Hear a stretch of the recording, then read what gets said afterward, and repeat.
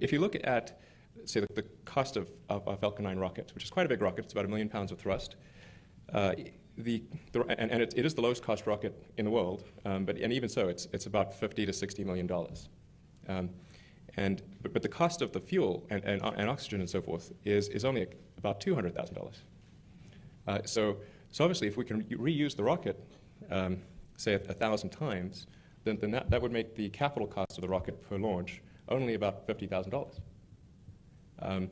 There'd be maintenance and other things that would factor in there, and fixed costs and some overhead allocation and whatnot. But it would allow for about a 100-fold reduction in launch costs. And this is a pretty obvious thing if you think about it as applied to any other mode of transport. You can imagine that if planes were not reusable, very few people would fly.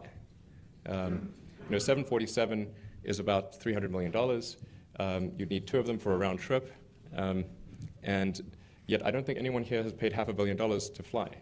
And the reason is because those planes can be used tens of thousands of times, and so all you're really paying for is fuel and pilot costs and just sort of incidentals, and the capital cost is relatively small.